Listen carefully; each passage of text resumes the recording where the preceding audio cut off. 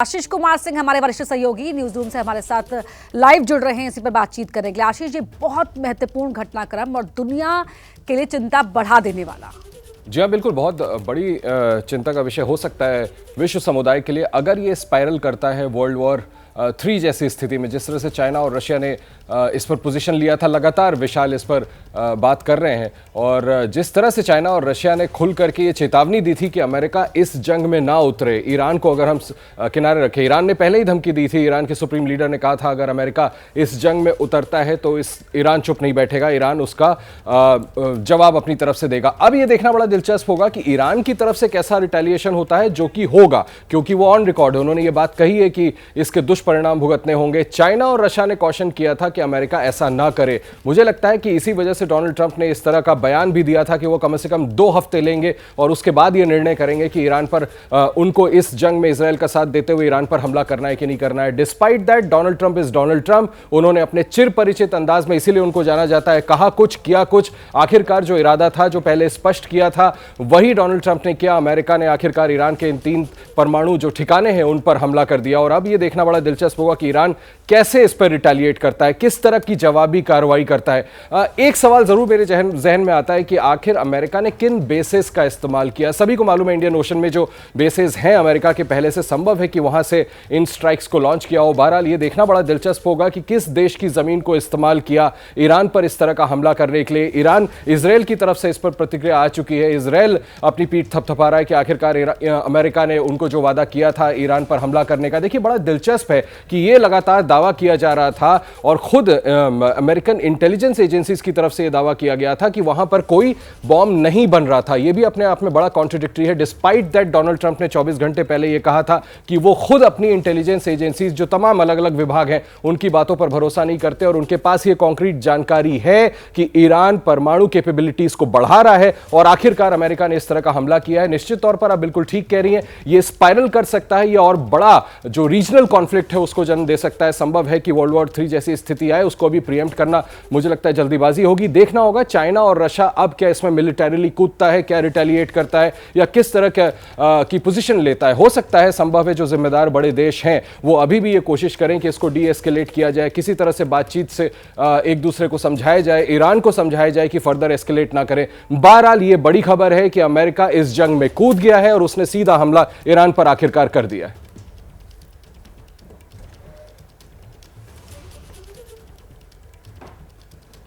तो देखिए, इस वक्त की बड़ी खबर हम आपको लगातार बता रहे हैं कि इजराइल ईरान जंग में बीच में अमेरिका कूद गया है। और जैसा कि आशीष भी लगातार हमें बता रहे थे कि कैसे अब ये जो जंग है वो या तो एक भीषण रूप ले सकती है, या फिर अगर जो अमेरिका कह रहा है ईरान से लगातार कि अब शांति का समय है और इस युद्ध को समाप्त कर देना चाहिए, क्या इस ओर अग्रसर ईरान होता है? इस पर सभी की निगाहें हैं कि ईरान का अगला कदम क्या होता है। सुरेश गोयल जी हमारे साथ लगातार जुड़े हुए हैं, पूर्व राजनयिक हैं। सुरेश गोयल जी, मेरा सवाल अब आपसे यह है कि ईरान किस प्रकार के कदम आगे उठाता है, इस पर सभी की निगाहें इसलिए भी हैं क्योंकि लगातार अमेरिका और ईरान के बीच में हमने पिछली बार देखा कि न्यूक्लियर समझौते को लेकर कई बार ऐसी बातें सामने आई कि कुछ तनाव हो रहा है। अमेरिका लगातार समझा रहा है ईरान को, लेकिन ईरान नहीं समझ रहा था और कह रहा था कि हमें अपनी सुरक्षा का पूरा अधिकार है, हम अपनी सुरक्षा के लिए प्रतिबद्ध हैं।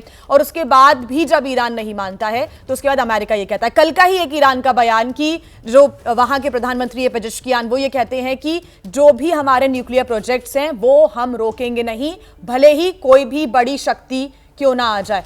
सुरेश जी से मैं आगे सवाल करूंगी। सवाल आशीष ये मेरा आपसे भी है कि इस प्रकार की जो बातें हैं वो लगातार ईरान कह रहा है, यानी कि वो झुकने की तो किसी भी प्रकार से कंडीशन में नहीं है अभी। जी हाँ, बिल्कुल। और ईरान के सुप्रीम लीडर ने खुद कहा कि भाई टोटल सरेंडर, अनकंडीशनल सरेंडर हम किसी कीमत पर नहीं करेंगे। दुनिया जानती नहीं ईरान के लोग कैसे हैं, और अगर अमेरिका इसमें सीधा दखल देता है तो इसके दुष्परिणाम उसे उठाने होंगे। पहले ही बिल्कुल स्पष्ट तौर पर कहा था कि ईरान इस पर चुप नहीं रहने वाला। और आप ठीक कह रही हैं कि ईरान की तरफ से ये कहा गया था कि न्यूक्लियर जिस तरह के आरोप उनको लेकर के लगाए जा रहे थे वो उसको खारिज जरूर कर रहे थे। लेकिन आप देखें कि जो एटॉमिक एनर्जी की इंटरनेशनल एजेंसी है IAEA, उसकी तरफ से पहले ये रिपोर्ट दिया गया कि ये जो न्यूक्लियर कैपेबिलिटीज एनरिचमेंट को की जो थ्रेशहोल्ड है उसको क्रॉस करते जा रहे हैं। और फिर अचानक IAEA का बड़ा चौंकाने वाला बयान एक रोज पहले आया था, करीबन 24 घंटे पहले यह आया था कि नहीं ऐसा नहीं है। उनको अब यह पता चल रहा है कि वहां पर अभी तक बॉम्ब्स बने नहीं है या उसकी एनरिचमेंट उस लेवल तक नहीं गई है।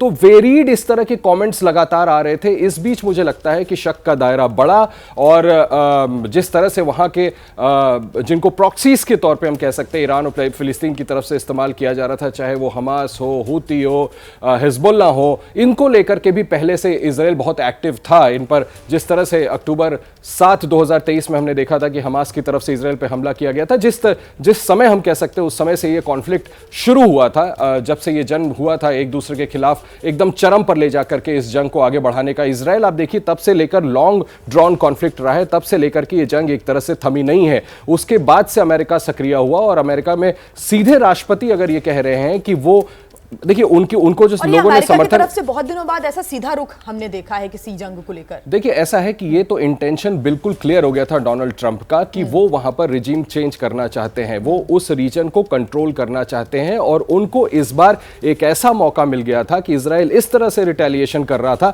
कि उसने टॉप लीडरशिप, चाहे वो न्यूक्लियर कमांड की लीडरशिप हो, चाहे मिलिट्री लीडरशिप हो, उसने एक एक करके ईरान के लीडरशिप को खत्म करना शुरू कर दिया था। मुझे लगता है ऐसे सिचुएशन पे इजराइल और अमेरिका दोनों को लगा कि शायद ये सही वक्त है कि जो उनका अगला इंटेंट था उसको कार्यान्वित किया जा सकता है। और शायद इसी वजह से ट्रंप ने ये कॉल ली कि कहने को ये कह दो कि हम 2 हफ्ता कम से कम लगाएंगे ये फैसला करने में कि हम इसमें सीधे कूद रहे हैं कि नहीं कूद रहे हैं। इंटेंट उनका क्लियर था और मौका देख करके उन्होंने ये हमला किया है। लेकिन देखिए अभी जो आप कह रही थी कि इसका आफ्टर इफेक्ट बहुत बड़ा कैटास्ट्रोफिक भी हो सकता है, ऑयल प्राइसेस बहुत ऊपर जा सकते हैं, इंडिया के लिए कंसर्न हो सकता है, वहां पर बहुत बड़ा डायस्पोरा मिडिल ईस्ट में भारत के लिए क्या कंसर्न हो सकते हैं, इस पर हम विस्तार से बात करेंगे। एक रिएक्शन में संजय कुलकर्णी सर से भी ले लूं, वो हमारे साथ जुड़ गए हैं, रक्षा विशेषज्ञ हैं। संजय कुलकर्णी जी, क्योंकि अब अमेरिका भी सीधे जंग में आ गया है सामने, उसने फ्रोडो, इस्फहान और साथ ही नतांज में यह हमला किया है। ऐसे में ये एक बड़ा हमला इसलिए भी कहा जा रहा है कि अमेरिका सीधा तौर पर अगर आता है तो ईरान की तरफ से क्या कदम उठाया जाता है। पहले एक्सपर्ट्स का ऐसा कहना था कि ये सीमित संघर्ष हो सकता है, लेकिन अब ये सीमित नजर नहीं आ रहा है कहीं ना कहीं। संजय सर, बहुत बहुत धन्यवाद। मैं ये कहूंगा कि ये समाप्त हो गई है लड़ाई। अब ये कहना कि अब इससे ज्यादा जाएगी मुश्किल है। ये एक ऑनरेबल एग्जिट मिला है ईरान को, क्योंकि इसके जो न्यूक्लियर 3 साइट थे और स्पेशली फार्दो में जिस प्रकार से उन्होंने 30,000 पाउंड वाले जो बंकर बर्स्टिंग बम्स है उनको गिराया अपने B-52 सिल्फ बॉम्बर्स के द्वारा, जिसको वो फर्दों तो पूरा का पूरा बर्बाद कर दिया उन्होंने। और नतांज और इस्फहान पे उन्होंने तमाम मिसाइल जो है उनके इस्तेमाल करके 30 मिसाइल उन्होंने इस्तेमाल की, जिससे कि वो दोनों साइड बर्बाद कर दी। यानी कि 3 मुख्य जिसके कारण से ये पूरा जो माहौल का हो गया था लड़ाई का कि क्या हो रहा है। तो मुझे लगता है अमेरिका ने यकीनन ये देखते हुए कि कई बार जिस प्रकार से ईरान कर रहा है कोशिश, और ईरान के टॉप नॉच जितने भी उनके मिलिट्री कमांडर्स हैं वो मारे गए हैं, उनके न्यूक्लियर साइंटिस्ट मारे गए हैं, उनके मिलिट्री इंस्टॉलेशन बर्बाद कर दिए गए हैं, उनके मिलिट्री प्रोडक्शन साइट बर्बाद कर दिए गए हैं। अब ये तीनों जिसके ऊपर बार बार कहा जा रहा था कि 150 मीटर नीचे है, इनको तरह तरह के बंकर बर्स्टिंग बम की जरूरत थी, वो भी इस्तेमाल कर दिए गए।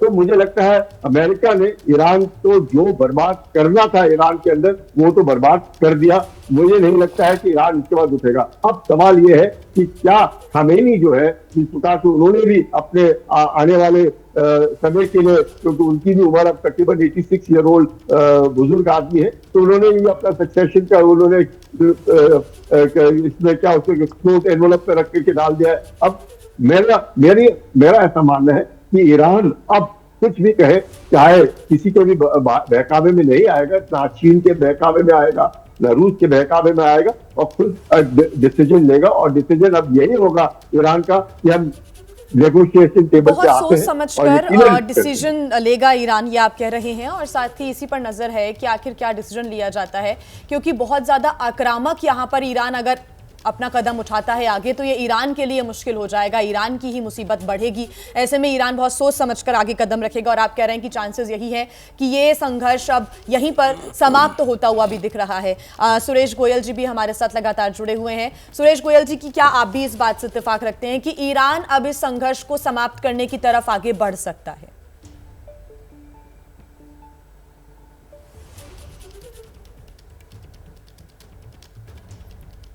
सर, आप अपना एक बार ऑडियो अनम्यूट कीजिएगा।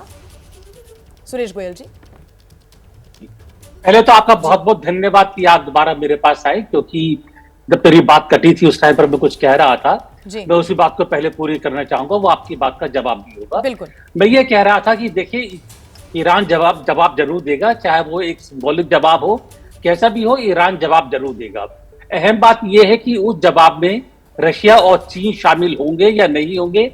उनके बयानों से लगता है कि वो एक तरह से रेटोरिकली, सिंबॉलिकली साथ जरूर देंगे, लेकिन उनको ये भी मालूम है कि अगर वो बीच में आए तो ये वॉर और ज्यादा आगे बढ़ सकती है।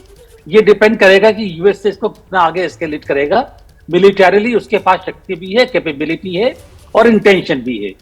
तो ये हमको आज शाम तक देखना होगा कि ईरान के साथ में रशिया और चीन का रवैया क्या रहता है, क्योंकि साथ में अगर ये वॉर आगे बढ़ती है, सबको मालूम है कि खाली वर्ल्ड वॉर 3 की बात नहीं है, पूरी वर्ल्ड की इकोनॉमी जो डिसलोकेट होगी एनर्जी प्राइसेस की वजह से, कनेक्टिविटी की वजह से, वो नुकसान काफी अरसे तक, दशकों तक पूरा नहीं हो पाएगा।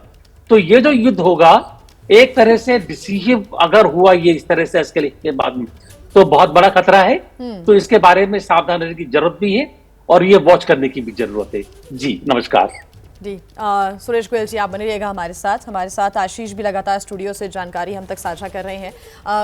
अब क्योंकि दो अलग अलग पॉइंट्स हमने आशीष देखे कि क्या ईरान रिटेलिएट करता है और रशिया और चाइना क्या उसका साथ देते हैं, क्योंकि कुछ दिन पहले रशिया चाइना की तरफ से चुप्पी भी तोड़ी गई और खुलकर सामने भी आए। लेकिन क्या जंग में अब अमेरिका के खिलाफ उतरते हैं ईरान के साथ मिलकर, ये एक बड़ा सवाल है। दूसरा पॉइंट ये भी है इसका, दूसरा ऑप्शन ईरान के पास ये है कि यहीं पर अपने संघर्ष को समाप्त कर दे और अमेरिका की वो बात मान जाए, अपने न्यूक्लियर पावर को और ज्यादा बढ़ाने की या फिर न्यूक्लियर बम बनाने की जो राह ईरान चल रहा था, इस राह पर उसको यहीं पर वो रोक दे। ये दो बातें हैं, लेकिन यहाँ पर ईरान के लिए क्या चुनौतियां होने वाली हैं, किस प्रकार से वो वैश्विक स्तर पर अपनी इमेज को रखना चाहेगा? देखिए, ईरान अभी तो फिलहाल जिस तरह से अटैक किया गया है अमेरिका की तरफ से ईरान पर, निश्चित तौर पर मुझे ऐसा लगता है, कह तो जरूर रहे हैं हमारे एक्सपर्ट्स की, हो सकता है कि ईरान की तरफ से कोई जवाबी कार्रवाई ना हो, लेकिन जो ईरान की हिस्ट्री रही है बनिस्पत अमेरिका के साथ राइवलरी को लेकर के, ईरान ने ऐसा नहीं है कि घुटने टेके हैं अमेरिका के सामने। अभी न्यूक्लियर वॉरहेड्स को लेकर के जरूर ये बात चल रही थी, उनकी कैपेबिलिटीज को लेकर के अमेरिका के साथ 4 राउंड बातचीत हो चुकी थी। 5वें राउंड की बातचीत 15 तारीख को होनी थी, वो नहीं हो पाई। ईरान ने अभी तक अपना रवैया जिया यही दिखाया है कि वो जो अपनी कैपेबिलिटीज को बढ़ा रहा था, उसका जो परमाणु कार्यक्रम था वो सीक्रेट तरीके से, क्लैंडेस्टाइन तरीके से वो आगे बढ़ा रहा था। ऐसा नहीं है कि उसने किसी भी अंतर्राष्ट्रीय ताकत के सामने अपने घुटने टेके थे। आप ये सोचें कि यही वजह है कि वो अमेरिका की सैंक्शंस में भी था। डिस्पाइट दैट ईरान ने अभी तक ऐसा कोई अपनी तरफ से डिप्लोमेटिक कदम नहीं उठाया था जिसके बल पर हम ये कह सकें कि अब कम से कम वो कॉम्प्रोमाइज कर लेगा। उसे अपने नफा नुकसान तौलने होंगे, लेकिन जिस तरह से इजराइल पे काउंटर अटैक लगातार पिछले कुछ दिनों से ईरान कर रहा था, डिस्पाइट नोइंग कि अमेरिका उसके साथ खुल करके आ गया है। डोनाल्ड ट्रंप ये बयान दे चुके थे कि ईरान के खिलाफ वो मिलिट्री हमला कर सकते हैं, उसको वो एक्सप्लोर कर रहे हैं। मत भूलिए, G7 से उन्होंने कहा था कि मैं निकल रहा हूं, मुझे जल्दी वापस जाना है। रीजन भी यही था कि ये इस जंग को वो एड्रेस करना चाहते थे। ऐसे में भी ईरान की तरफ से अगर कंटिन्यूड रही उनकी तरफ से हमले और उनकी तरफ से जवाबी बयानात भी उनके सुप्रीम लीडर्स देते रहे, तो मुझे ऐसा लगता है कि ये कहना थोड़ी जल्दीबाजी होगा कि ईरान के लिए सेफ एग्जिट है, ईरान अब कुछ नहीं करेगा। रही बात, देखिए, चाइना और रशिया के लिए निश्चित तौर पर रशिया एक तरफ अपनी ऑल्टरनेट जंग लड़ रहा है। ऐसे में वो मिलिटरीली इंटरवीन करेगा कि नहीं करेगा, चाइना मिलिटरीली इंटरवीन करेंगे कि नहीं करेंगे, ये अभी कहना, मैं वही कह रहा हूं, लेकिन जो ईरान की फितरत रही है उसके हिसाब से कर सकते हैं, ये चांसेस भी अभी लग रहे हैं। देखिए, ईरान की तरफ से रिटेलिएशन होगा ऐसा मुझे लगता है। हम Iran, we are not sitting in Iran की मेरे पास कोई एकदम I am privy to some very latest information. लेकिन मुझे ऐसा लगता है कि ईरान ने जो रवैया दिखाया, आप मान के चलें कि उसका रिटेलिएशन वो करेंगे, किस स्तर पर करते हैं वो ये जरूर डिसाइड करेगा कि आखिर ये कितना डेंजरस मोड़ ले सकता है। ठीक, चलिए एक और बड़ी खबर इस बीच अपने दर्शकों को हम बता दें, आप सभी मेहमान हमारे साथ बने रहिएगा। ईरान पर अमेरिकी हमले पर नेतन्याहू का बयान सामने आया है। नेतन्याहू का कहना है कि शक्ति के माध्यम से शांति, पहले शक्ति आती है और फिर शांति आती है। आज रात अमेरिका ने बहुत ताकत के साथ काम किया, ये नेतन्याहू ने कहा है, सुनवाते हैं आपको। Congratulations, President Trump. Your bold decision to target Iran's nuclear facilities with the awesome and righteous might of the United States will change history. In Operation Rising Lion, Israel has done truly amazing things. But in tonight's action against Iran's nuclear facilities, America has been truly unsurpassed. It has done what no other country on earth could do. His leadership today has created a pivot of history that can help lead the Middle East and beyond to a future of prosperity and peace. Sanjay Kulkarni जी हमारे साथ लगातार जुड़े हुए हैं। संजय जी, क्योंकि अब लगातार दो अलग अलग ऑप्शंस हैं ईरान के पास, लेकिन जो हिस्ट्री कहती है ईरान की कि वो रिटेलिएट कर सकता है, लेकिन यही सबसे बड़ा सवाल है कि क्या रशिया और चाइना उसके साथ मिलकर आएगा। रशिया चाइना दोनों ही न्यूक्लियर पावर हैं और अमेरिका न्यूक्लियर पावर है, लेकिन ईरान के पास इस वक्त क्या ऑप्शंस रह जाते हैं अब रिटेलिएट करने के, अमेरिका को जवाब देने के? ये एक बड़ा सवाल अभी भी है। देखिएगा, इसमें कोई शक नहीं कि नॉर्मल जो भी जिस प्रकार से हिस्ट्री देखते हैं तो इंतजार करने की जरूरत है देखने के लिए। लेकिन मेरा ऐसा मानना है, मेरा मिलिट्री माइंड ये कहता है कि जब complete air domination, air supremacy Israel के पास है, अमेरिका के पास है, पूरा तेहरान, पूरा ईरान के ऊपर किसी के हवाई जहाज उड़ नहीं सकते सिवाय उनके, और उसके मद्देनजर देखते हुए जिस प्रकार से इन्होंने तीनों न्यूक्लियर साइट्स को बर्बाद किया है, इसके बाद भी जिस प्रकार से लगातार इजराइल जो है उनके military installation, military production unit को बर्बाद कर रहा था, जरूर ये मैं कहूंगा कि ईरान ने पलटवार करके इस प्रकार से मरता क्या ना करता कुछ ना कुछ डालना, चाहे इंटरसेप्टर्स ने 90-95% इंटरसेप्ट किए, डिवाइस किए, ड्रोन किए, लेकिन नुकसान जरूर टेलीविजन का हुआ।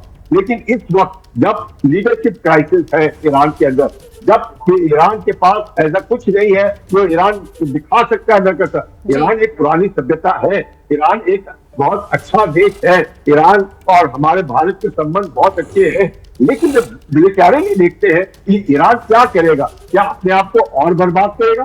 क्या चीन आपको लगता है ईरान की मदद में आएगा? नहीं आएगा। क्या रूस मदद में आएगा? नहीं आएगा, क्योंकि उनकी अपनी अपनी समस्याएं और अपनी परेशानियां हैं। अमेरिका ने क्या किया है? अमेरिका ने सिर्फ उतना ही किया है जितना वो चाहते थे। तो ईरान, मुझे लगता है एक पुरानी सभ्यता होने के नाते उनके पास सब कुछ होने, वो नहीं चाहेंगे कि तेहरान जो है या ईरान जो है पूरा बर्बाद हो जाए। और जिस मकसद से ईरान अपने आप को एक लीडरशिप के रोल में, चाहे वो तुर्की के अरेबिया क्या रह गया, ना रिलेशनशिप रह गया, कुछ रहा। और ट्रंप ने क्या किया? किसको खाने पे बुलाया? तो पाकिस्तान के chief of the army staff को खाने पे बुलाया और उन्हीं के पड़ोसी के ऊपर जबरदस्त बम गिरा दिए। अमेरिका की एक लंबी स्ट्रैटेजी इसमें नजर आती है, एक लंबी प्लानिंग नजर आती है, और ये प्लानिंग सिर्फ पिछले 1-2 हफ्ते की नहीं, बल्कि ऐसा लगता है कि पिछले 1-2 महीने या पहले से भी हो सकती है। अमेरिका की क्या कुछ प्लानिंग थी, क्योंकि लगातार वो न्यूक्लियर डील को लेकर समझौता करने को ईरान के साथ लगातार बात कर रहा था, लेकिन ऐसा लगता है कि यही एक रास्ता अमेरिका के पास अब बचा था कि वार्निंग अब दी जाए ईरान को। आप बने रहिएगा हमारे साथ, हमारे खास मेहमान लगातार बने हुए, और अब बड़ा बयान यहाँ पर ईरान की तरफ से दिया गया अमेरिकी हमले पर कि अब बिना देरी किए कार्रवाई की हमारी बारी है। खामनेई के प्रतिनिधि हैं हुसैन शरियमतदारी, जिन्होंने कहा है कि हमें बहरीन में अमेरिकी नौसेना के बेड़े पर मिसाइल हमला करना है। ये पहले ही बता रहे हैं आशीष कि हमें बहरीन में अमेरिकी नौसेना के बेड़े पर हमला करना है। जो गल्फ में जितने भी बेसेस अमेरिका के इस वक्त मौजूद हैं, वहां से कुछ एयरक्राफ्ट्स को अमेरिका ने पहले ही हटा लिया था, ये हमें जानकारी 2 दिन पहले ही मिली थी। और उसके बाद अब ईरान खुलकर ये कह रहा है कि हम यहां पर हमला करेंगे, हमारी बारी अब कार्रवाई। जी हाँ, बिल्कुल, मैं यही कह रहा था कि आप ये नहीं कहा जा सकता कि ईरान की तरफ से जवाबी कार्रवाई नहीं होगी। जवाबी कार्रवाई होगी, वरना वो लगातार इस तरह का बयान नहीं दे रहे होते। मैं फिर दोहराना चाहूंगा, जब इजराइल लगातार उन पर हमले कर रहा था तो ईरान ने निगोशिएशंस का रास्ता ढूंढा होता, अमेरिका से बात कर रहा होता। वो लगातार इजराइल पे इतने हमले कर रहा था कि मुझे वहां से ये जानकारी मिल रही थी कि एक बड़ी जो पॉपुलेशन है वो इजराइल की, वो बंकर्स में रह रहे थे। ऐसा नहीं है, उनकी जो एयर डिफेंस सिस्टम है वो 85 to 90% ही उसको डिटेक्ट करके न्यूट्रलाइज कर पा रहे थे।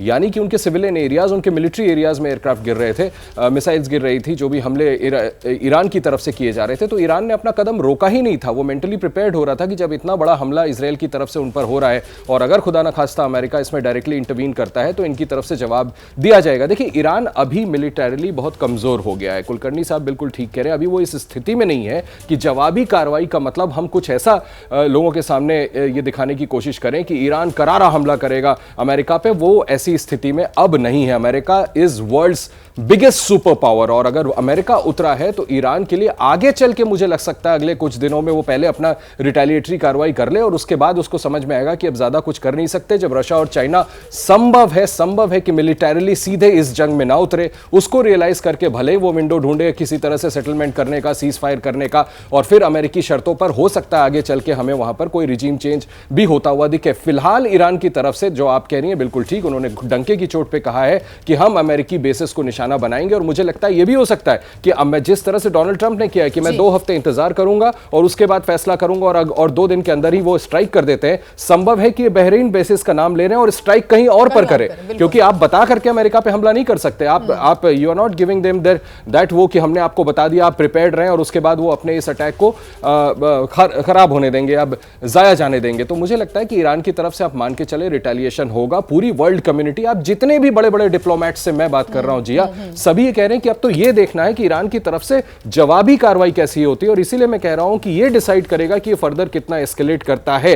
अगर उनके पास छुपे हुए न्यूक्लियर बॉम्ब है, देखिए ये ऐसा कोई रिस्पॉन्सिबल स्टेट नहीं है, कहना बहुत ज्यादा मैं बोलना नहीं चाह रहा, लेकिन सभी को कहीं ना कहीं ये भय होगा कि कहीं ऐसा तो नहीं कि उस ओर ईरान बढ़ने के बारे में सोचे। अगर ऐसा कुछ भी होता है तो ये बहुत ज्यादा आगे चल के खतरनाक साबित हो सकता है। बिल्कुल। सुरेश गोयल जी, सवाल मेरा आपसे ये है कि अब क्योंकि ईरान की तरफ से भी ये कहा जा रहा है कि हम भी हमला करेंगे, जो बेसेस यहाँ पर भी मौजूद हैं, बहरीन में जो बेस मौजूद है वहाँ पर अटैक किया जाएगा, और अब जो स्ट्रैटेजी है वो ईरान की तरफ से क्या होती है देखने वाली बात होगी। लेकिन ये ज़रूर है कि ईरान फिलहाल घुटने टेकने के लिए तैयार नहीं है, और जो हिस्ट्री रही है, जैसा कि आशीष जी बता रहे थे, कि ईरान रिटेलिएट करेगा और इसके बाद वैश्विक शांति पर इसका असर पड़ेगा। यूएन के अध्यक्ष भी ये कह रहे हैं कि ये एक डेंजरस एस्केलेशन हो सकता है पूरे वर्ल्ड के लिए। ये एक बहुत बड़ी बात है।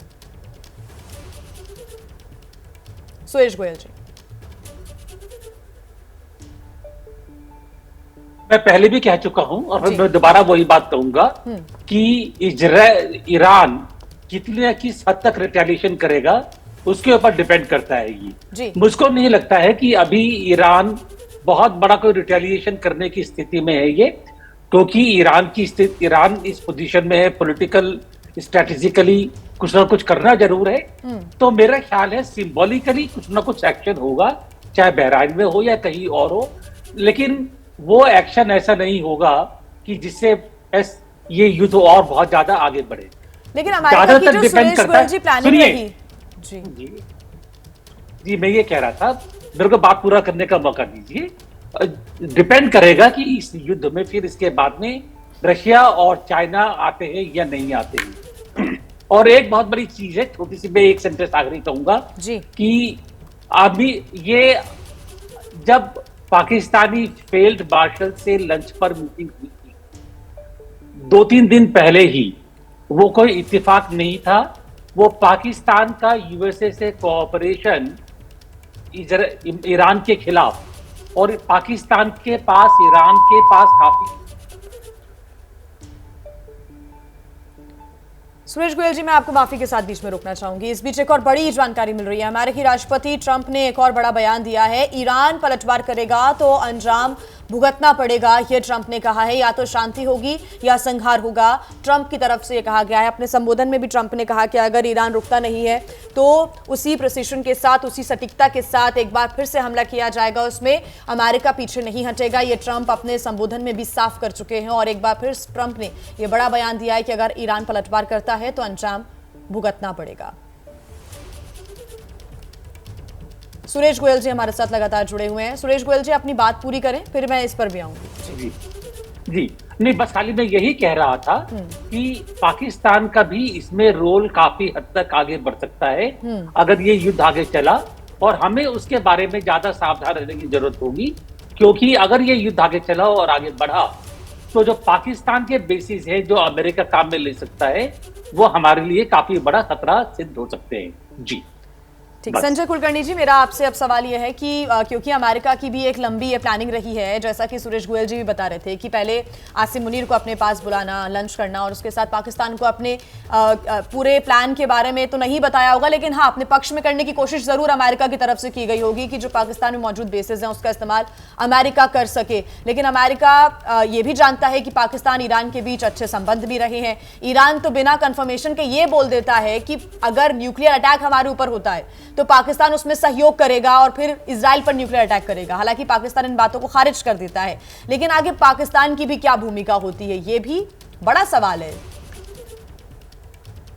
देखिएगा, गोयल साहब जो कह रहे हैं बिल्कुल ठीक कह रहे हैं, आशीष जो कह रहे हैं बिल्कुल ठीक। मैं क्यों ये कह रहा हूं, आप देखिएगा हर एक कोई ऑप्शन लेकर के चलता है। तो अगर राष्ट्रपति किसी के chief of the army staff को बुला रहे हैं खाने पे, ये अभी तक ऐसे इस तरह का हुआ नहीं कि इस तरह के खाने को बुलाया जाए, तो किसी मकसद से बुलाया। उन्हें मालूम है कि पाकिस्तान में 1 पॉइंट कॉन्टैक्ट है, तो आज के chief of the army staff वो चीफ मार्शल है, वो ही करेंगे जो कुछ भी करेंगे। तो वो सब कुछ देख रहे हैं कि अगर युद्ध फैलता है, अगर चीन आता है, अगर रूस आता है, तो ऐसा कहां पे है फुटहोल्ड उसके लिए? तो फुटहोल्ड तो पाकिस्तान है। पाकिस्तान हर हमेशा ही अमेरिका का साथ देता है। वो तो खुद मुशर्रफ ने कहा है, खुद अभी भी उनके हाथ में जो डिफेंस मिनिस्टर है वो कह रहे हैं कि हम तो हर हमेशा जो अमेरिका कहता है हम करते कर आए हैं, इसीलिए ये नौबत आई है। तो जैसे भी है, तो अमेरिका अपने खेल खेल रहा है, अपनी ऑप्शन यकीन कर रहा है। तो मुझे ऐसा लग रहा है कि क्योंकि ईरान जो है आज की तारीख में, because they have lost air supremacy, air domination है ही नहीं। अभी 3 न्यूक्लियर साइट गए हैं, अभी इसके बाद जितने भी मुझे लगता है तकरीबन 1/3 इससे भी ज्यादा इनके लॉन्चर जो है मिसाइल के वो बर्बाद हो चुके हैं।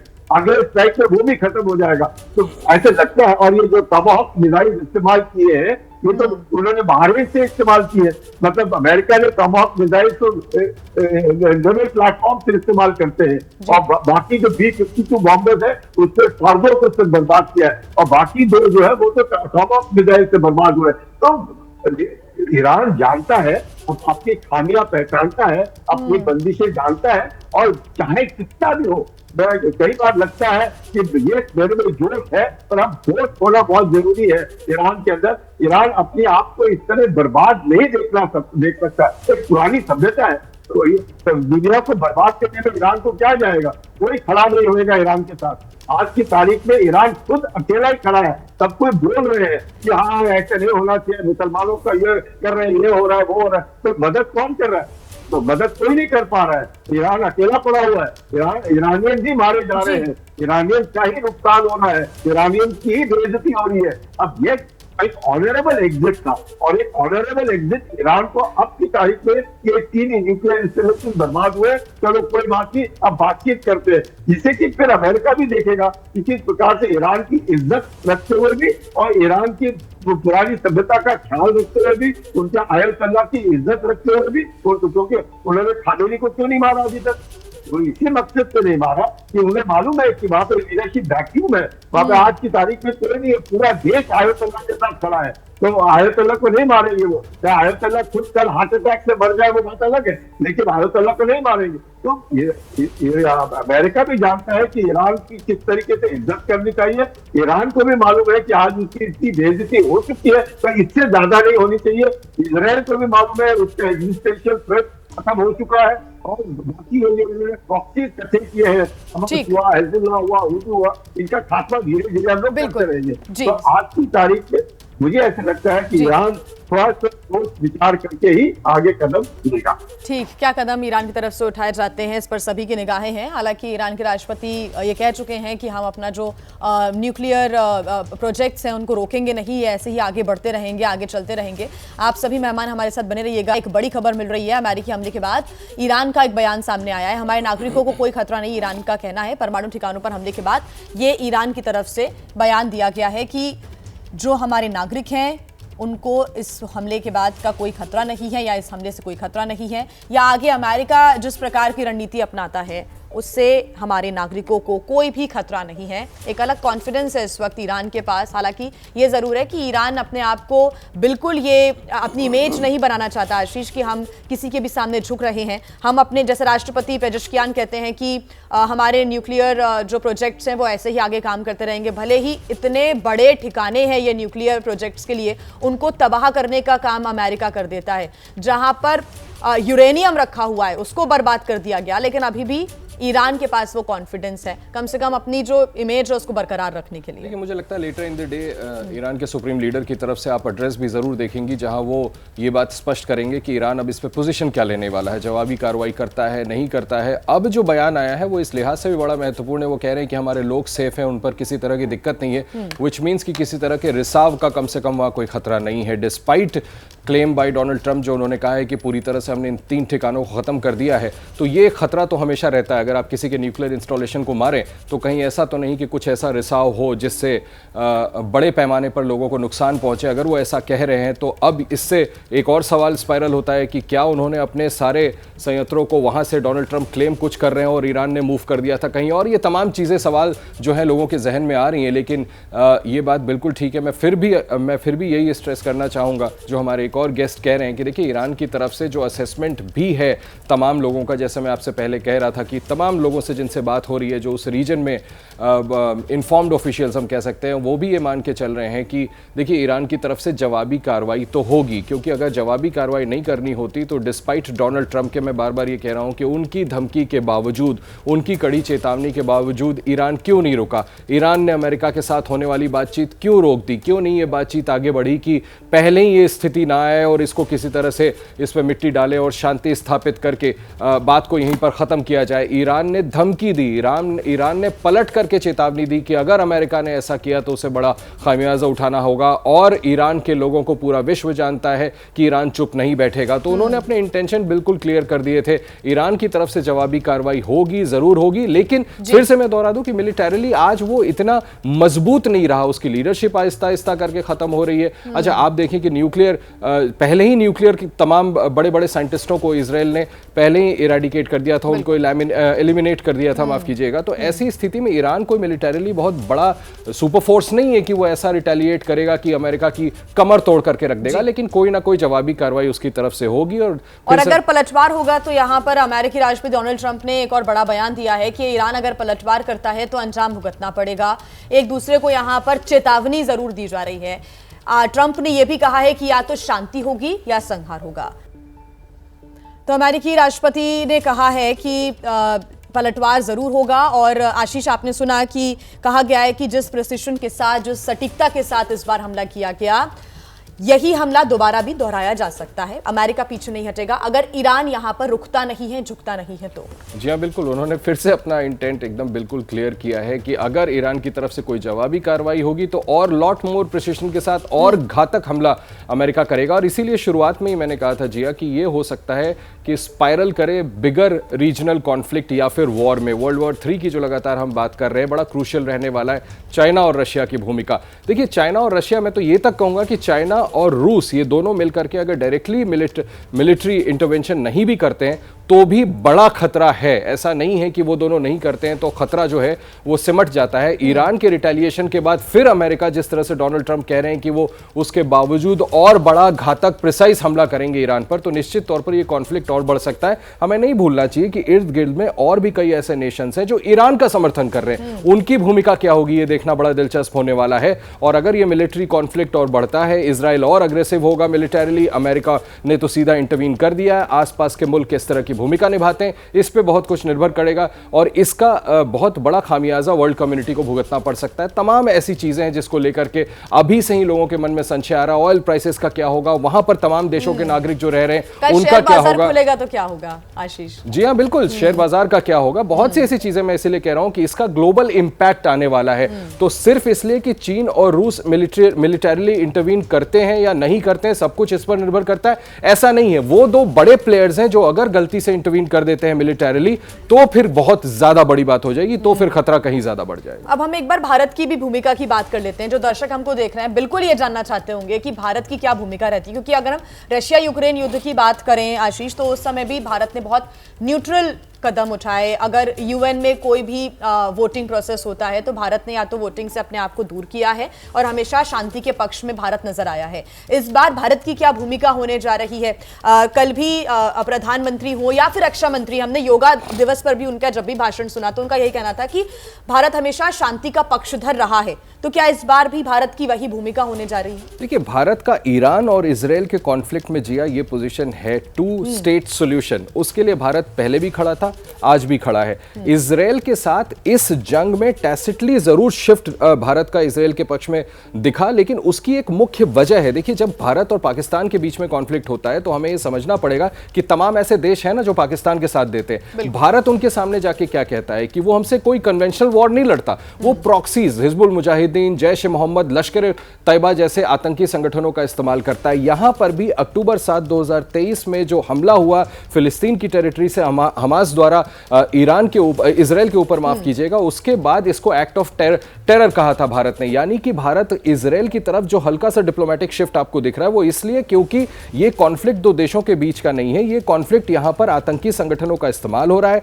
इजराइल बार बार अपना आर्ग्यूमेंट ये दे रहा है, जो अमेरिका भी बार बार आर्ग्यूमेंट दे रहे हैं कि ये प्रॉक्सीज का इस्तेमाल करते हैं, ये टेररिस्टों का इस्तेमाल कर रहे हैं। तमाम ऐसे गुट हैं जो रीजन में डिस्टेबिलिटी कर रहे हैं और साथ में इजराइल पर हमला तो लगातार कर ही रहे हैं। ऐसी सूरत में मुझे लगता है कि जब ये स्पाइरल कर गया है, अमेरिका ने अब इसमें सीधे मिलिटरीली इंटरवीन कर दिया है, भारत के लिए सबसे बड़ा कंसर्न अपना इंडियन डायस्पोरा है। ईरान हो चाहे इजराइल हो, वहां से भारत ने जिस तरह से सिलसिलेवार तरीके से भारतीयों को निकालना शुरू किया है वो हमारी पहली चिंता है। इसके बाद जैसा मैं आपसे कह रहा था कि ऑयल प्राइसेस आगे जाएंगी, मार्केट्स पर इसका असर होगा, इकोनॉमी जो है वो सफर करेगी। ये तमाम ऐसी चिंताएं जो सिर्फ भारत की नहीं है, तमाम और मुल्कों की है। भारत करेगा क्या? मुझे लगता है कि फिलहाल वो वेट एंड वॉच जरूर करेंगे। पारंपरिक रिश्ते ईरान से भी है, लेकिन यहां पर डिप्लोमैटिकली भारत, हम ये उम्मीद करें कि भारत अमेरिका के कहने पे किसी तरह का इंटरवेंशन करेगा, ऐसा मुझे लगता नहीं। जिस तरह का रुख अभी तक भारत ने अपनाया है, मुझे लगता है कि कहीं ना कहीं पर्दे के पीछे भारत जरूर ये कोशिश करेगा कि किसी तरह से, अब जबकि अमेरिका ने हमला कर दिया है, इजराइल ने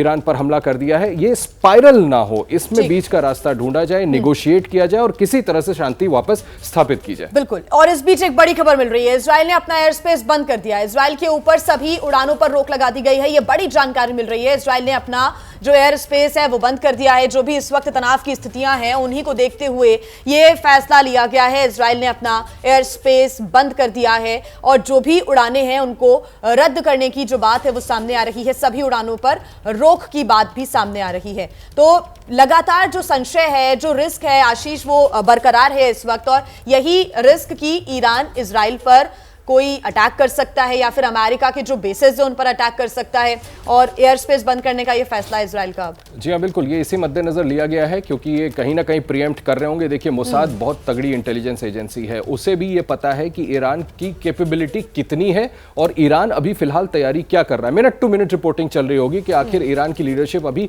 क्या तय कर रही है। कहीं ना कहीं ये फीडबैक जरूर आया होगा कि हम चुप नहीं बैठ सकते, हमें अपने एहतियातन कदम उठाने होंगे, और जिसमें सबसे जरूरी है कि पहले एयर स्पेस लॉक करो और उसके बाद अपनी सीमाओं को इतना वो करो जहां पर इजरायली डिफेंस फोर्सेस हैं उनको अलर्ट पे रखिए। साथ में जो उनके एलाइज उनके साथ काम कर रहे हैं वो भी हाईएस्ट अलर्ट पे रहेंगे, क्योंकि ये समझ रहे हैं कि ईरान की तरफ से रिटेलिएट किया जाएगा। ईरान अमेरिका के खिलाफ क्या करता है वो दूसरी चीज है। ईरान लगातार इजराइल पर हमला तो कर ही रहा था और अभी ताजा हमला हुआ है, तो निश्चित तौर पर ईरान की तरफ से वापस जवाबी कार्रवाई इजराइल की तरफ हो सकता है कि पहले हो बनिस्बत अमेरिका के। अमेरिका को वो स्ट्रेटेजाइज करके जो भी कदम उठाना चाहे अमेरिका के खिलाफ वो उठाएगा। जिस तरह से बयान आया और आप कह रहे रही थी कि वो बहरीन में अमेरिकी बेसिस को निशाना बनाने की चेतावनी दे रहे हैं, लेकिन इजराइल भी जानता है कि पहला हमला तो जवाबी कार्रवाई ईरान इजराइल पे कर सकता है, और मुझे लगता है कि इसी मद्देनजर ये बड़ा कदम उठाया गया है और अब देखना होगा कि ईरान की तरफ से कैसा रिटेलिएशन किया जाता है। और जैसा मैं आपसे कह रहा था कि मुझे लगता है कि बहुत ज्यादा वक्त नहीं होगा जबकि ईरान के सुप्रीम लीडर की तरफ से कोई ना कोई बयान आएगा कि ईरान किस तरह से अब इसको देख रहा है और इस पर किस तरह की जवाबी कार्रवाई ईरान की तरफ से की जाएगी। ईरान ने भी जो तमाम चीजें हैं उनको एनालिसिस किया है, उसको एनालाइज किया है और उसके बाद कई कदम भी उठाए हैं। वो जो कदम है उनके बारे में विस्तार से मैं बात करूंगी, लेकिन इस बीच अमेरिका ने जो अटैक किया है उसको लेकर ग्राफिक्स के जरिए सारे अपडेट्स हम आपको दे दें कि कैसे अमेरिका की तरफ से ये सरप्राइज अटैक हुआ, किसी को हमले की भनक तक नहीं लगने दी। राष्ट्रपति डोनाल्ड ट्रंप ने अचानक से अपनी छुट्टियां रद्द कर दी। नेशनल सिक्योरिटी की बैठक में वो शामिल होने के लिए पहुंचे। B-2 बॉम्बर्स के गुआम जाने की खबर भी सामने आई थी, जो उनका मदर ऑफ ऑल बॉम्ब्स कहा जाता है। गुआम की जगह ईरान पहुंचे B-2 बॉम्बर्स और ईरान की 3 न्यूक्लियर साइट जो कि बहुत महत्वपूर्ण साइट्स हैं उन पर हमला किया गया। फोर्डो, नतांज और इस्फहान साइट पर यह अटैक किए गए। सबसे बड़ा पेलोड फोर्डो न्यूक्लियर साइट पर गिराया सुबह, और ये जानकारी भी मिल रही है कि जो फोर्डो न्यूक्लियर साइट है उसको पूरी तरीके से तबाह कर दिया गया है। सुबह राष्ट्रपति डोनाल्ड ट्रंप ने 7:30 बजे राष्ट्र को संबोधित भी किया। उसके पहले उन्होंने एक्स पर पोस्ट करके जानकारी भी दी। आशीष, ये ईरान की तरफ से, क्योंकि मैं लगातार ये बात कर रही थी कि ये चीज़ों को परखा गया, जांचा गया कि क्या कुछ हो सकता है, और ये जो चीज़ें चल रही थी कि G7 को अमेरिका के राष्ट्रपति पहले ही छोड़ के चले जाते हैं, वॉशिंगटन में मीटिंग्स लेते हैं, ये तो सब जानते थे कि कोई ना कोई कदम तो अब अमेरिका उठाने वाला है। हालांकि व्हाइट हाउस की तरफ से कहा गया कि 2 हफ्ते बाद कोई डिसीजन लिया जाएगा कि क्या करना है जंग में, लेकिन ईरान अपने जो रणनीति है वो पहले से अपना रहा था। खामनेई का उत्तराधिकारी को चुनना, जो अभी अधिकारियों की नियुक्ति है उनको करना, तो वो भी अपनी स्ट्रैटेजी पे कहीं ना कहीं काम तो कर ही रहा था इन तमाम चीजों को, रिस्क को देखते हुए। देखिए, स्ट्रैटेजी पे इसलिए काम करना पड़ रहा था ईरान को क्योंकि इजराइल बड़े प्रिसिशन के साथ मार रहा था। ईरान इजराइल की तरफ से जो कार्रवाई हुई है उनमें उनके न्यूक्लियर साइंटिस्टों को मार देना, उनके चीफ ऑफ आर्मी स्टाफ को मार देना, उनका जो डिफेंस सबसे ज़्यादा कोर अधिकारी है आप उसको एकदम प्रिसिशन से मार दे रहे हैं, और एक ही नहीं कई और उनके जनरल्स को मार देना।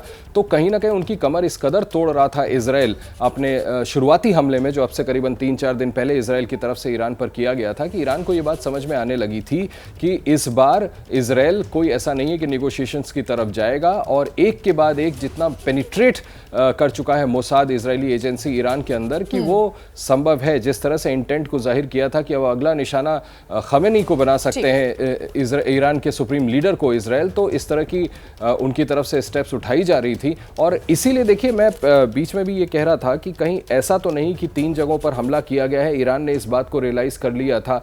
अमेरिका की तरफ से ये क्लेम डोनाल्ड ट्रंप जरूर कर रहे हैं कि उन्होंने इन 3 जगहों को, इन 3 ठिकानों को पूरी तरह से नेस्तनाबूद कर। रोकना चाहूंगी, एक बड़ी खबर इस वक्त मिल रही है और ये जिक्र भी मैं कुछ देर पहले कर भी रही थी कि अमेरिका के हमले पर अब यूएन की प्रतिक्रिया सामने आ गई है। अमेरिकी हमले से क्षेत्र में तनाव बढ़ेगा। यूनाइटेड नेशंस की तरफ से कहा जा रहा है अंतर्राष्ट्रीय शांति के लिए खतरा है। सभी पक्षों से शांति की अपील कर रहे हैं एंटोनियो गुटेरेस।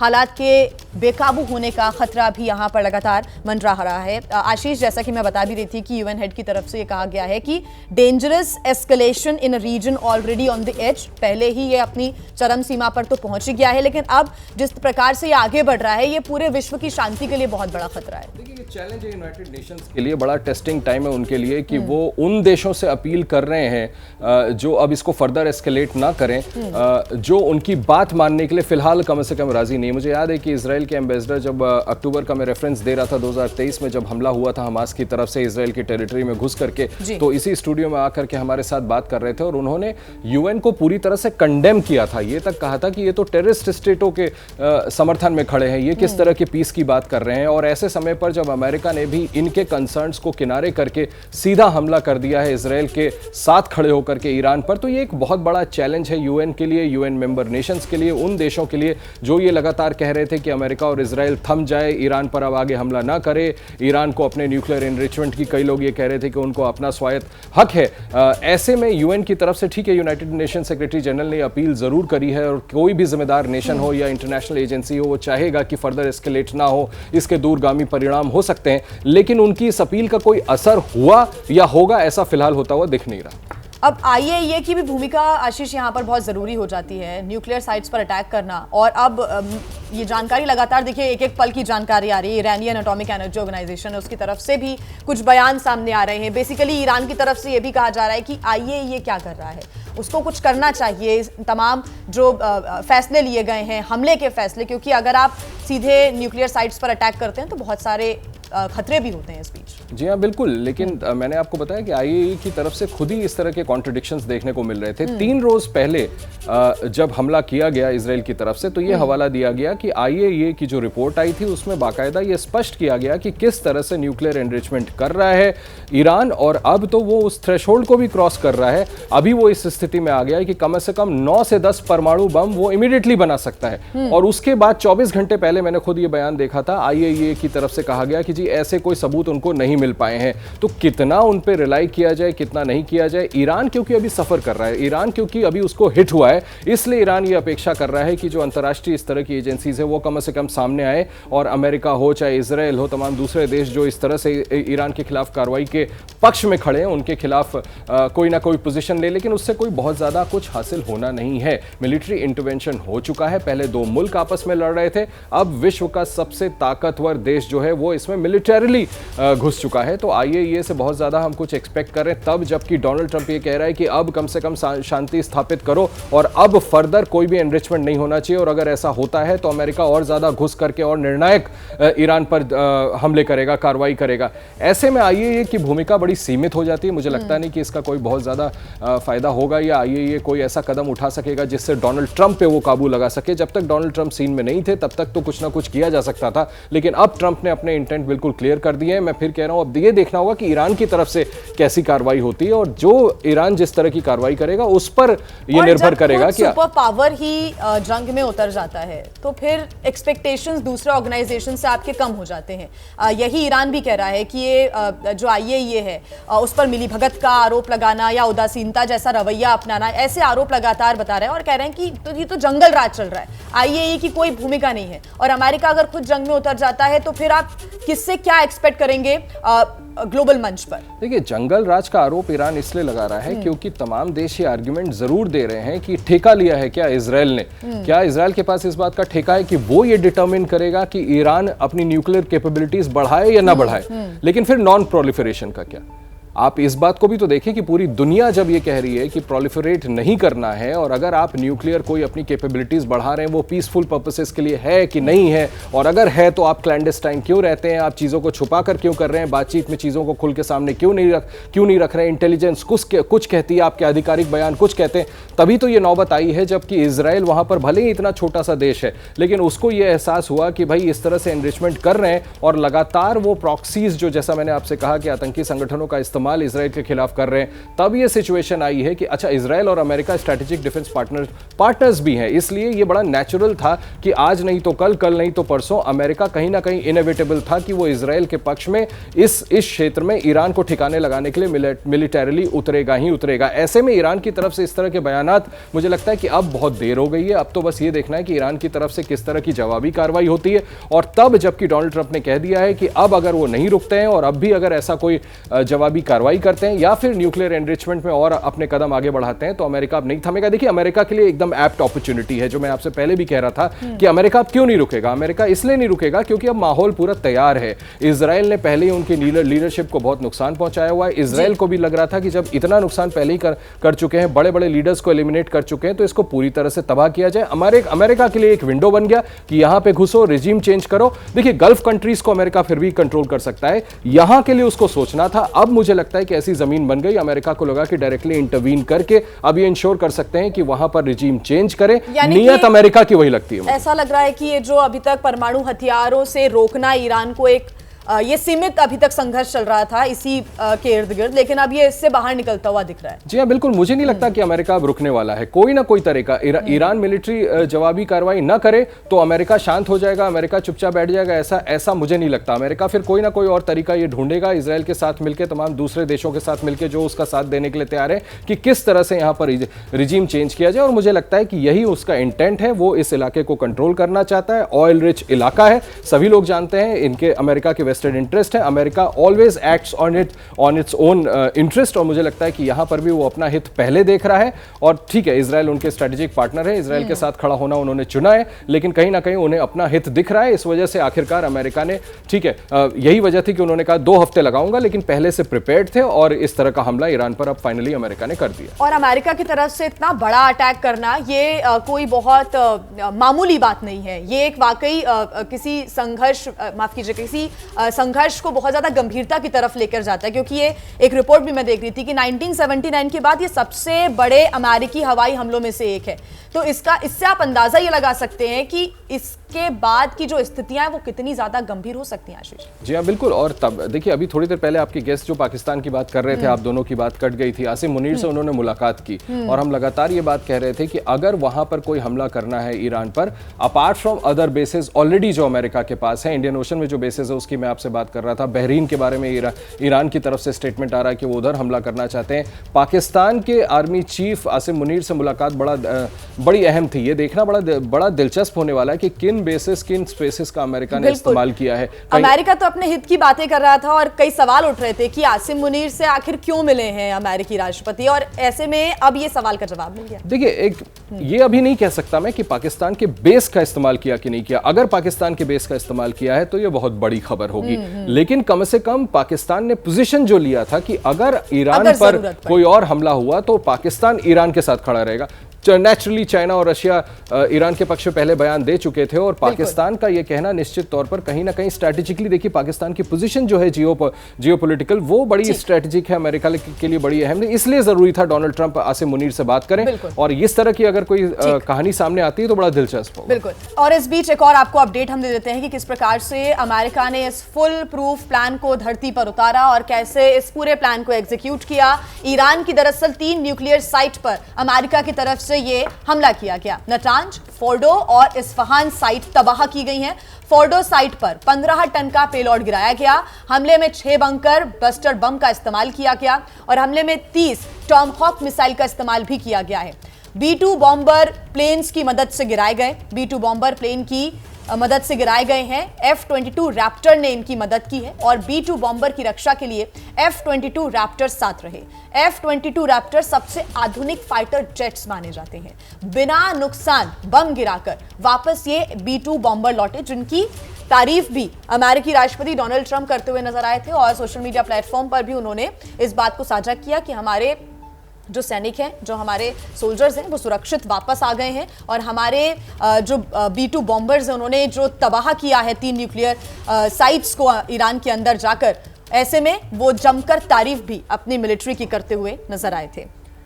आशीष हमारे साथ लगातार जुड़े हुए हैं। तो आशीष, ये अमेरिका की तरफ से अब आप कह रहे हैं कि अमेरिका रुकने वाला नहीं है, अपनी सैन्य ताकत को आज वो दिखाता हुआ वाकई नजर आ गया और इससे पीछे हटने को तैयार नहीं है दोनों ही देश। ईरान भी नहीं हटेगा पीछे फिलहाल तो, क्योंकि वो भी चेतावनी दे ही रहा है, लेकिन ईरान की तरफ से अब क्या पोजीशन ली जाती है? आप रशिया और चाइना का भी जिक्र कर रहे थे, इसके पहले रशिया और चाइना की तरफ से सीधे तौर पर चुप्पी तोड़ते हुए ईरान का साथ दिया गया। अच्छा, ईरान और पाकिस्तान की क्या भूमिका रहेगी आगे, ये भी बहुत दिलचस्प होगा, आप देखना।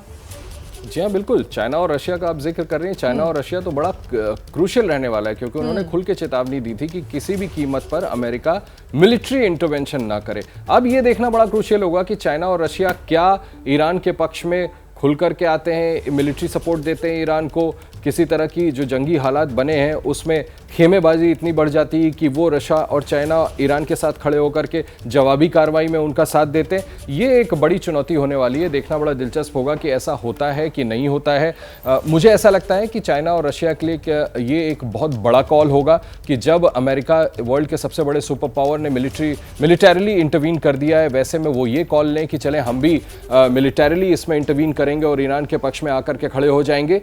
कहीं ना कहीं बयानात आ सकते हैं, चाइना कंडेम कर सकता है, रशिया कंडेम कर सकता है, डिप्लोमेटिक स्टेप्स उठाए जा सकते हैं दोबारा से ट्रंप पर ये प्रेस अपॉन करने के लिए कि इसको आगे फर्दर एस्केलेट ना करें, जो कार्रवाई करनी थी आपने कर दी। लेकिन फिर ये भी करना पड़ेगा कि ईरान को समझाना पड़ेगा कि जहां तक बात आई है वहां पर रुक जाएं, उसको आगे फर्दर एस्केलेट ना करें, क्योंकि डोनाल्ड ट्रंप ने अपनी कम से कम ये नैक तो दिखा दिया ना कि उन्होंने वो चाइना और रशिया को कोई मतलब इतनी गंभीरता से ले ही नहीं रहे हैं कि उनकी बात को अडियर करेंगे, उनकी बात मान करके शांत बैठेंगे। अगर आप दोबारा से ऐसी कोशिश कर भी लेंगे, दो ऑल्टरनेट कोशिश आप करेंगे अमेरिका को समझाने की और दूसरी तरफ ईरान की तरफ से जवाबी कार्रवाई होगी, डोनाल्ड ट्रंप शांत बैठेंगे, ऐसा बिल्कुल नहीं। और फिर आप मत भूलें कि बगल में इजराइल लगातार ईरान पर हमले कर रहा है। इजराइल अपने अटैक्स रोकने वाला नहीं, और अब तो उसका और मन बढ़ गया होगा कि सीधा अमेरिका हमारे साथ आकर के, जी हाँ बिल्कुल, कि हमारे साथ मिलकर के सीधे ईरान पर हमला कर रहा है। तो इजराइल के भी लगातार हमले जारी रहेंगे। ईरान ने अगर रिटेलिएट किया तो डोनाल्ड ट्रंप को समझाना बुझाना सारा व्यर्थ जाएगा, और अमेरिका की तरफ से भी हमले आएंगे। तो चाइना और रशिया की तरफ से किस तरह की भूमिका होगी, ये बड़ा दिलचस्प होना है और वो देखना बड़ा इंटरेस्टिंग होगा। बिल्कुल। सुबह 7:30 बजे आज अमेरिकी राष्ट्रपति डोनाल्ड ट्रंप ने राष्ट्र के नाम एक संबोधन दिया, कि बातों का जिक्र किया, क्योंकि उसके पहले ही लगभग सुबह 4:30 बजे अमेरिका के समय के, माफ कीजिएगा, भारत समय के अनुसार सुबह 4:30 बजे अटैक किया गया, और उसके बाद सुबह 7:30 बजे भारतीय समय के अनुसार उन्होंने अपने देश को संबोधित किया। और इस बीच एक और बड़ी जानकारी मिल रही है कि ईरान पर हमले के बाद यमन का एक बड़ा बयान सामने आया है। एक ऐलान किया गया है यमन की तरफ से, ईरान पर हमला हुआ तो अमेरिका के जहाज पर हमला होगा, हमारे क्षेत्र से अमेरिका अपने जंगी जहाज दूर रखे, यमन का कहना है। लाल सागर में अमेरिकी जहाज पर हमला करेंगे यमन की तरफ से, ये जानकारी अब सामने आ रही है, ये ऐलान किया गया है। आशीष हमारे साथ लगातार जुड़े हुए। आशीष, आप कह भी रहे थे कि ईरान के आसपास जितने भी देश हैं जो ईरान का समर्थन करते हैं, वो साफ तौर पर यहाँ पर अमेरिका को लेकर जो बयान दिया है, एक दबाव बनाने की भी कोशिश की है कि ये हमारे जो अमेरिका के जहाज है उस पर हमला कर सकते हैं, तो हमारे क्षेत्र से आप कम से कम दूर रहें, अमेरिका के जो जहाज हैं वो दूर रखें।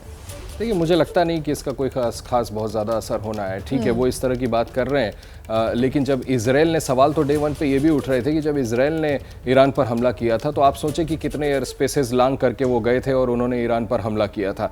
अमेरिका को रोक पाना इतना आसान नहीं होगा। कई ऐसे कंट्रीज़ हैं जिनको अल्टीमेटली अमेरिका के साथ काम करना है, और ये ख़तरा बहुत बड़ा है। कहने के लिए, स्टेटमेंट देने के लिए, पोजीशन लेने के लिए ज़रूर कह दिया गया, लेकिन अमेरिका जब ठान लेता है तो अमेरिका उसके रास्ते अपने आप बना लेता है और खुल करके कह रहे हैं। अभी जो आप बयान दिखा रही थी डोनाल्ड ट्रंप का, उसमें तो वो बिल्कुल खुल करके कह रहे हैं कि अगर ईरान की तरफ से कोई ऐसी जवाबी कार्रवाई होती है तो इससे बड़ा हमला वो करेंगे, लॉट मोर प्रिसिशन के साथ करेंगे, ज़्यादा खतरनाक हमला होगा। 1980 के दशक से अमेरिका और ईरान के रिश्ते कितने ख़राब रहे हैं ये सभी को पता है, और वो खुल करके आरोप लगा रहे हैं कि हमारे लोगों को लगातार कितने तरीक़ों से ईरान मारता रहा है। यही शिकायत इजराइल और अमेरिका की हमेशा से रही है कि तमाम प्रॉक्सीज़ को इस्तेमाल करके ईरान की तरफ से इस तरह से कार्रवाई की गई, और उसके बाद अमेरिका ने आखिरकार ईरान के खिलाफ इतने स्ट्रिक्ट सैंक्शंस भी लगा दिए थे। अभी लगातार बातचीत चल रही थी कि किसी भी हालत में अमेरिका कोशिश कर रहा था कि ईरान को यह समझाया जाए कि आप अपने न्यूक्लियर एनरिचमेंट प्रोग्राम को यहीं पर रोक दें और प्रोलिफरेट न करें। ऐसे सूरत में जब सब कुछ